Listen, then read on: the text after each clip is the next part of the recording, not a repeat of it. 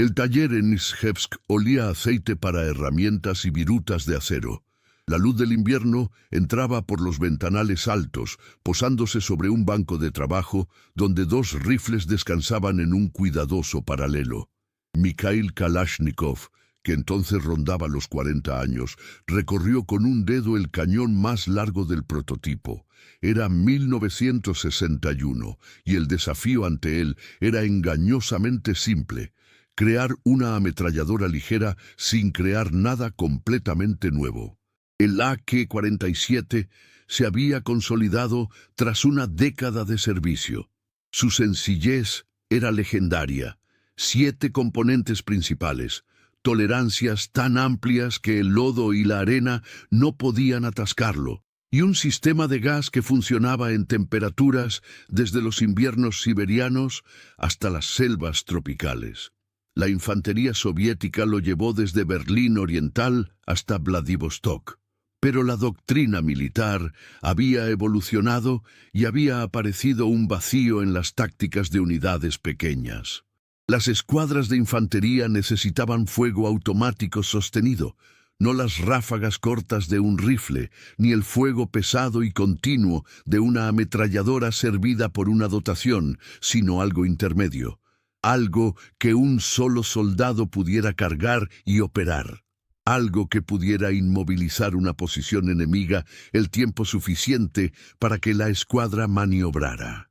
La solución existente: asignar a un soldado la tarea de llevar más cargadores de AK y realizar ráfagas más largas. Estaba agotando los cañones y generando problemas de logística. Kalashnikov tomó el AK-47 estándar, sintiendo su peso familiar.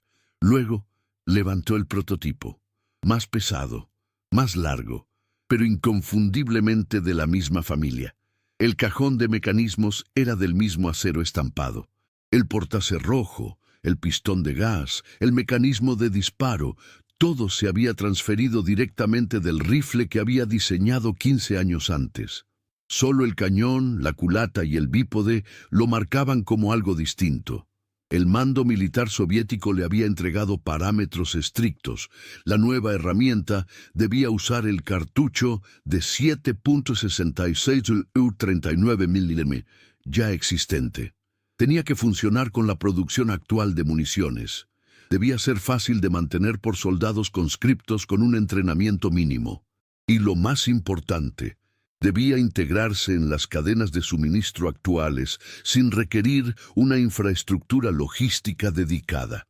Estas no eran sugerencias, eran restricciones absolutas que determinarían si el equipo saldría alguna vez de la fase de prototipo. Kalashnikov dejó el prototipo y tomó un lápiz, trazando modificaciones en papel técnico. La longitud del cañón aumentaría a 590 milímetros. Lo suficiente para maximizar el alcance efectivo del cartucho sin que el equipo fuera difícil de manejar. El cajón de mecanismos se reforzaría en los puntos de mayor tensión para soportar el calor del fuego sostenido. La culata sería de madera fija, proporcionando estabilidad para un fuego automático preciso desde posiciones cuerpo a tierra. Lo que estaba diseñando no era revolucionario. Era evolutivo, una adaptación precisa de ingeniería probada para satisfacer una necesidad doctrinal específica. En la filosofía militar soviética, las herramientas eran parte de un sistema mayor, y la mejor de ellas era la que encajaba a la perfección con lo que ya existía. Si historias como esta te ayudan a ver cómo la ingeniería moldeó silenciosamente la historia, cuéntanos en los comentarios qué te ha sorprendido hasta ahora y quédate con nosotros para el siguiente capítulo. La presión sobre Kalashnikov no se trataba de innovación, sino de integración. El complejo militar industrial soviético era masivo, estandarizado y resistente al cambio. Las fábricas en Izhevsk, Tula y en todo el bloque del este producían AK-47 por millones. Las plantas de municiones operaban turnos continuos, estampando cartuchos de 7.66-39 milímetros. Los regímenes de entrenamiento se habían construido en torno a la plataforma Kalashnikov. Introducir un sistema completamente nuevo requeriría reequipar fábricas, reentrenar armeros, rediseñar cadenas de suministro y reescribir manuales tácticos. La petición del mando militar había sido específica: desarrollar un equipo automático de escuadra que minimizara la interrupción industrial. Kalashnikov entendía lo que no se estaba diciendo, que sin importar qué tan efectivo fuera un nuevo diseño, si no podía encajar en la infraestructura existente, nunca sería adoptado a gran escala. Él había visto los enfoques occidentales para el mismo problema: la FN MAC belga, la M60 estadounidense. Ambas eran ametralladoras dedicadas con cañones de cambio rápido, sistemas de alimentación por cinta y mecanismos complejos diseñados para mantener el fuego indefinidamente. Eran logros de ingeniería impresionantes, pero también eran plataformas separadas que requerían logística, entrenamiento y protocolos de mantenimiento independientes. La visión de Kalashnikov fue plantear una pregunta diferente. En lugar de ¿cómo diseñamos la mejor ametralladora ligera?, se preguntó ¿cómo le damos a un AK-47 la capacidad de funcionar como una ametralladora ligera? La distinción era sutil, pero crucial. Cambió el desafío de ingeniería de la innovación a la adaptación. Comenzó con el cañón. El del AK-47, de 415 milímetros, estaba optimizado para la movilidad y el combate individual. Extenderlo a 520 milímetros aumentaría la velocidad de salida, mejoraría la precisión a larga distancia y proporcionaría más área de superficie para la disipación del calor durante el fuego sostenido. El cañón más largo también aumentaría la presión de gas disponible para el ciclo de acción, asegurando un funcionamiento confiable incluso cuando el equipo se calentara y se ensuciara. La culata requería un replanteamiento. La culata plegable de metal estampado del AK-47 era excelente para la portabilidad, pero proporcionaba una estabilidad insuficiente para el fuego automático preciso. Kalashnikov diseñó una culata de madera fija, más pesada, sí, pero que ofrecía un apoyo sólido para la mejilla y contacto con el hombro que mantendría la estabilidad durante ráfagas largas. La madera también actuaba como aislante, protegiendo al operador del calor del cañón. El bípode fue una adición simple, un marco de metal plegable unido cerca de la punta del cañón. Al desplegarse, transformaba las características de disparo, permitiendo un fuego automático preciso desde posiciones de decúbito prono. Al plegarse, añadía un volumen mínimo y no interfería con el transporte durante el movimiento. La capacidad del cargador presentaba una elección. El cargador estándar de 30 cartuchos del AK funcionaría, pero no proporcionaría la capacidad de fuego sostenido necesaria para el rol de supresión. Kalashnikov desarrolló un cargador de 40 cartuchos como estándar y adaptó el equipo para aceptar un tambor de 75 cartuchos para situaciones que requirieran la máxima capacidad de munición. Crucialmente, los tres tipos de cargadores, 30, 40 y 75 cartuchos, eran intercambiables y utilizaban el mismo mecanismo de alimentación. Cada decisión fue un equilibrio entre capacidad y compatibilidad. El RPK que surgía en su banco de trabajo no estaba empujando los límites de lo que las ametralladoras podían hacer. Estaba encontrando el mínimo elegante de lo que este equipo específico necesitaba cumplir dentro de la doctrina militar y la capacidad industrial soviética. La lógica mecánica del RPK era la lógica mecánica del AK-47, extendida. Kalashnikov no estaba rediseñando el sistema operativo, lo estaba calibrando para un ciclo de trabajo diferente. Entender el equipo requería comprender qué permanecía igual y por qué cambiaron esos elementos específicos. El sistema de operación por gas se mantuvo sin cambios, un pistón de carrera larga conectado directamente al portacerrojo. Cuando se disparaba un proyectil, los gases de la pólvora escapaban a través de un puerto en el cañón, impulsaban el pistón hacia atrás y realizaban el ciclo de la acción. El sistema estaba sobrediseñado para los estándares occidentales, pesado, simple y tolerante a la suciedad. En el RPK, esta robustez se volvió aún más importante. Un rifle podría disparar ráfagas cortas. Un equipo automático de escuadra mantendría el fuego hasta vaciar el cargador. El cerrojo rotativo se bloqueaba en el cajón de mecanismos mediante 2 tetones, el mismo mecanismo utilizado en el AK-47. Kalashnikov mantuvo la geometría de bloqueo idéntica, asegurando la intercambiabilidad de las partes. El cerrojo, el portacerrojo y el resorte de recuperación de un AK funcionarían en un RPK y viceversa. Esto significaba que una escuadra que portara ambos equipos podría canibalizar piezas en el campo si fuera necesario. El grupo de disparo permitía fuego semiautomático y automático completo, controlado por una palanca selectora. En el RPK, el ajuste automático se convirtió en el modo principal, la razón de ser del equipo. Pero los componentes mecánicos eran idénticos a la KA. El martillo, el gatillo, el desconector y el fiador se transfirieron directamente. Un armero entrenado en el mantenimiento del AK-47 podría desarmar y dar servicio a un RPK sin aprender nuevos procedimientos. El cañón más pesado fue el cambio de ingeniería más significativo. Kalashnikov incrementó el perfil del cañón, haciéndolo más grueso en toda su longitud para absorber y disipar el calor. Durante el fuego automático sostenido, el cañón de un rifle podía alcanzar temperaturas superiores a los 500 grados centígrados, causando deformaciones y pérdida de precisión. El cañón del RPK fue diseñado para manejar esta carga térmica sin requerir un mecanismo de cambio rápido. Este fue un compromiso deliberado. Las ametralladoras occidentales usaban cañones de cambio rápido, permitiendo sustituir un cañón sobrecalentado por uno frío en segundos. Pero estos sistemas requerían tolerancias precisas, entrenamiento adicional y cañones de repuesto en la cadena de suministro.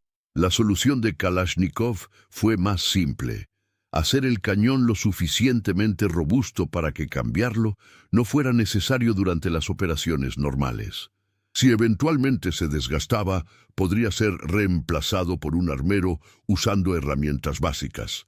El sistema de puntería extendió el alza trasera del AK hasta los 1000 metros, reflejando el mayor alcance efectivo del RPK. La mira delantera siguió siendo un poste simple, ajustable para el viento mediante un desplazamiento en su base. Sin ópticas complejas ni mecanismos delicados, solo lo mínimo necesario para la precisión práctica a distancias de combate de escuadra. El bípode, aunque era una adición, siguió la misma filosofía. Era un marco de metal plegable simple, 2 patas y un pivote. No podía ajustarse en altura o inclinación, pero proporcionaba una plataforma estable para el fuego preciso. Cuando no se necesitaba, se plegaba contra el cañón sin interferir con el equilibrio o manejo del equipo. Cada decisión sobre los componentes cumplía un doble propósito: función militar y eficiencia industrial. El RPK funcionó porque Kalashnikov entendió que, en la producción en masa, cada pieza única multiplicaba el costo, la carga de entrenamiento y la complejidad de la cadena de suministro.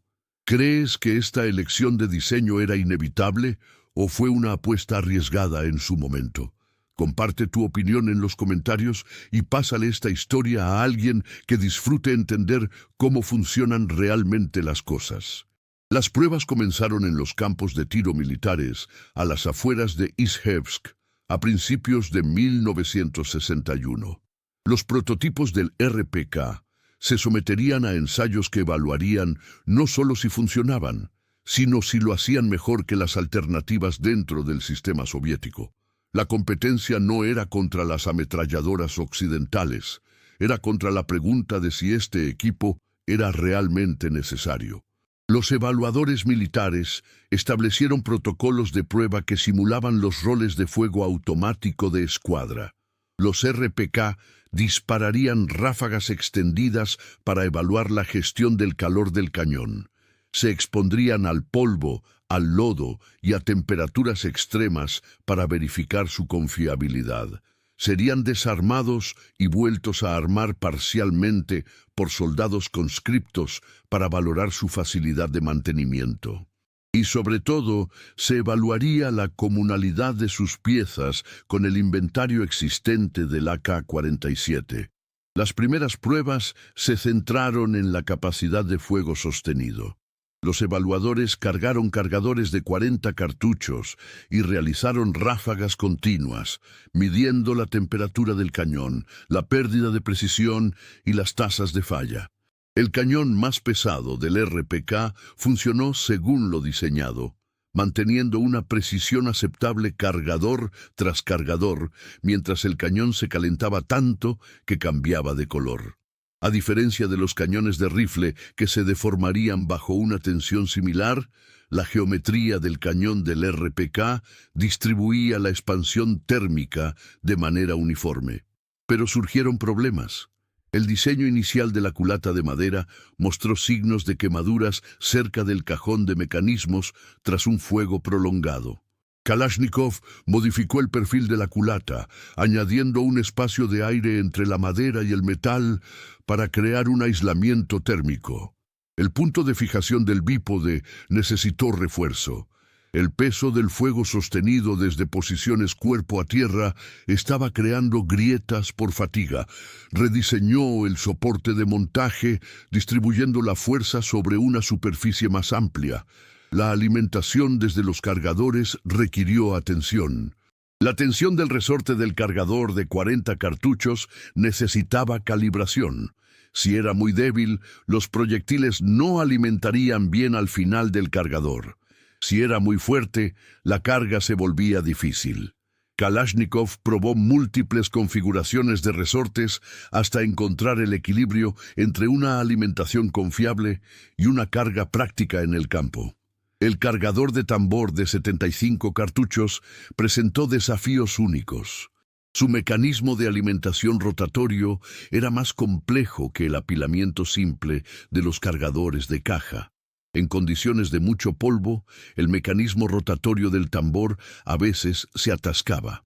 Kalashnikov simplificó la geometría interna e incrementó las tolerancias, priorizando la confiabilidad sobre la capacidad máxima.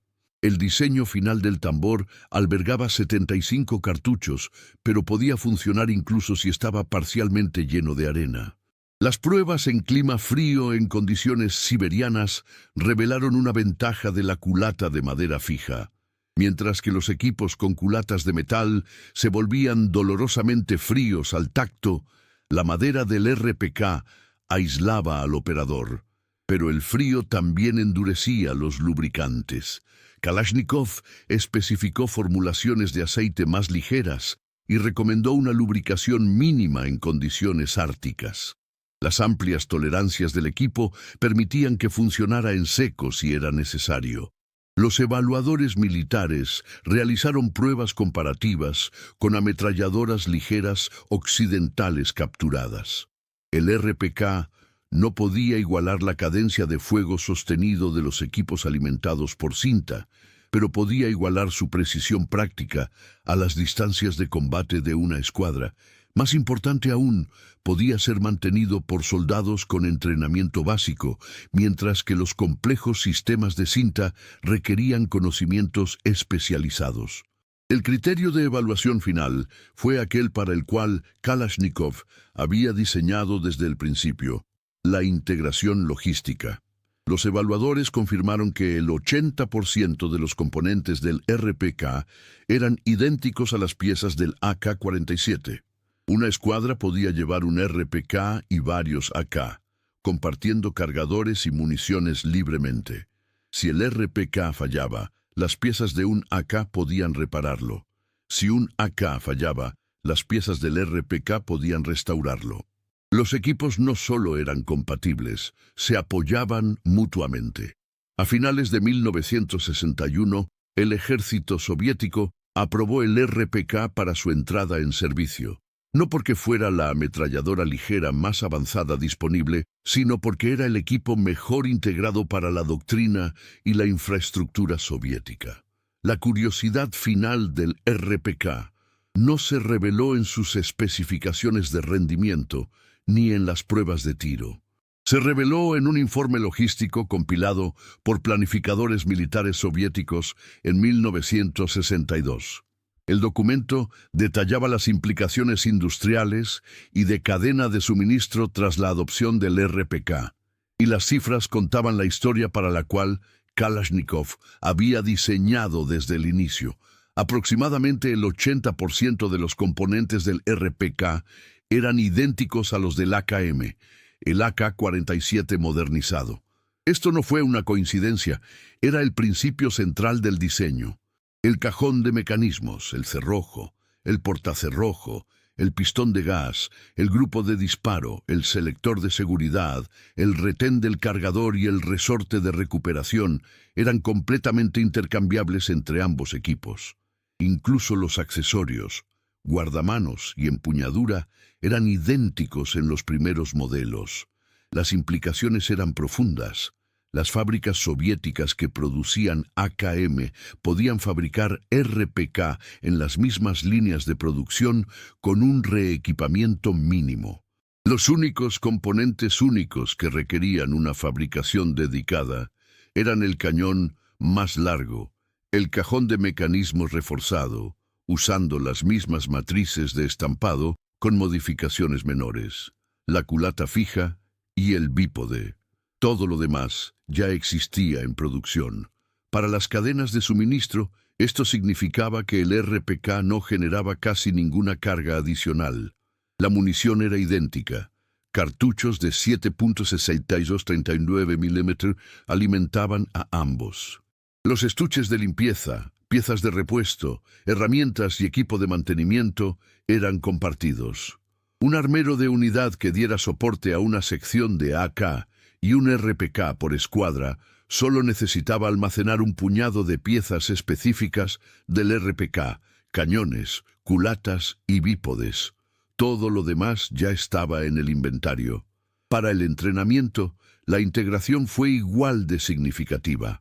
Los soldados entrenados en la plataforma AK podían hacer la transición al RPK en horas en lugar de semanas. El desarme, la limpieza y los procedimientos básicos de mantenimiento eran idénticos. La operación mecánica era la misma. Las únicas habilidades nuevas eran emplear el bípode con eficacia y gestionar el fuego sostenido para evitar el sobrecalentamiento del cañón. Este principio de integración se extendió a la doctrina táctica. Las escuadras de infantería soviéticas se construyeron en torno a la plataforma Kalashnikov. Cada soldado llevaba un AK o un RPK. Cuando una escuadra se movía, cada equipo compartía el mismo manual de operación.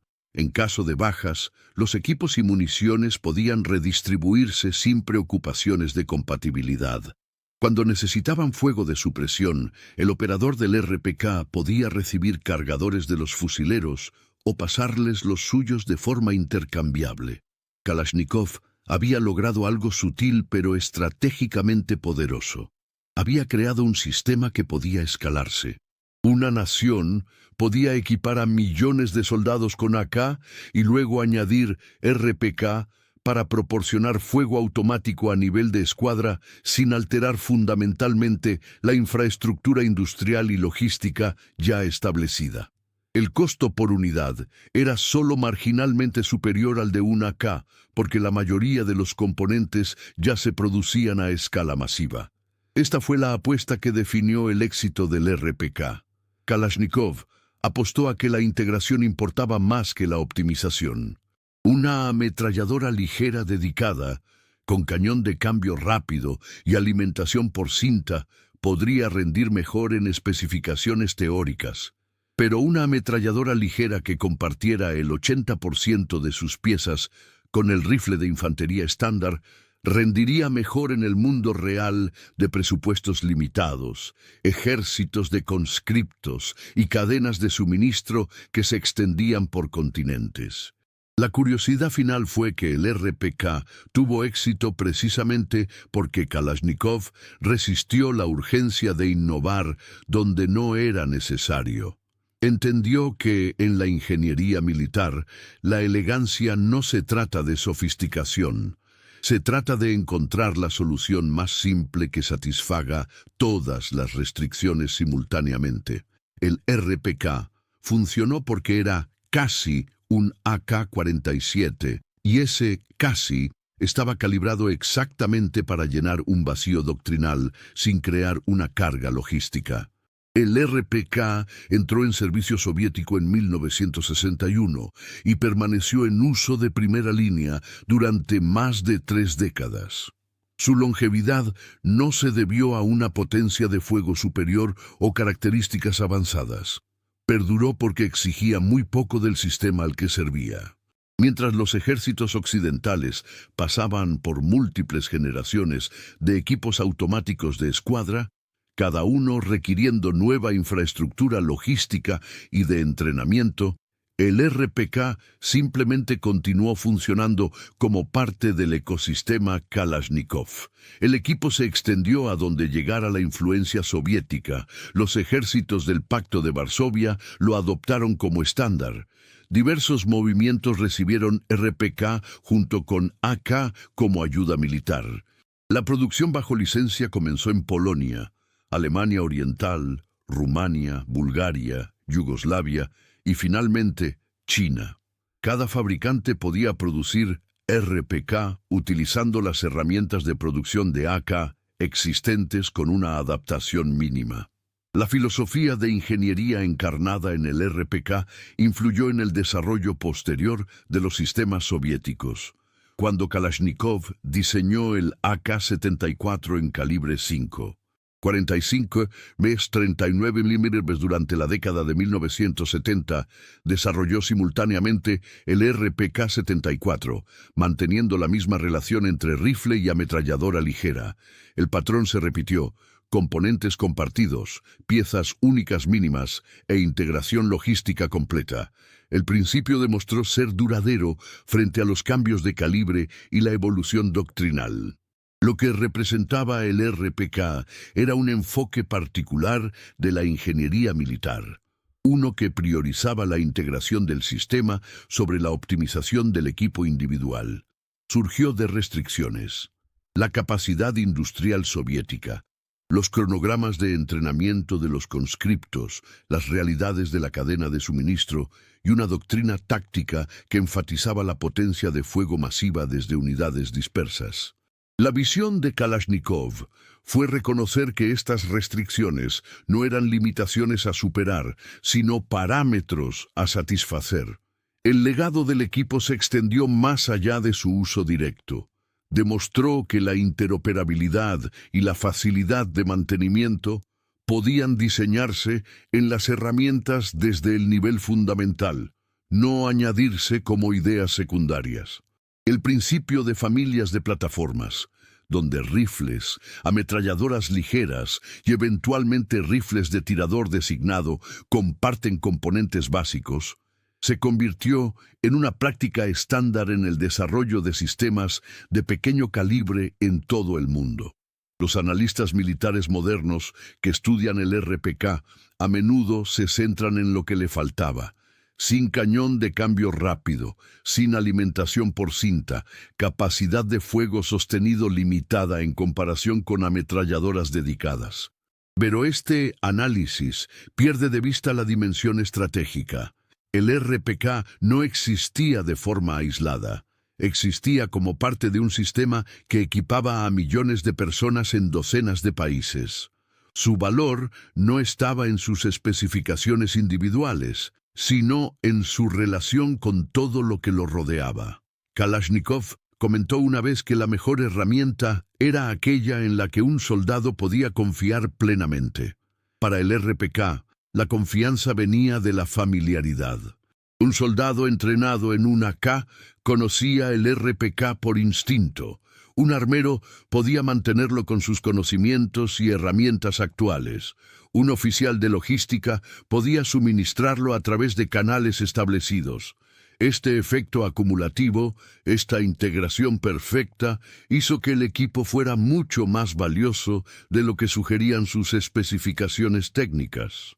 El RPK funcionó porque Mikhail Kalashnikov entendió un principio fundamental de la ingeniería. La complejidad tiene costos que se extienden mucho más allá del taller.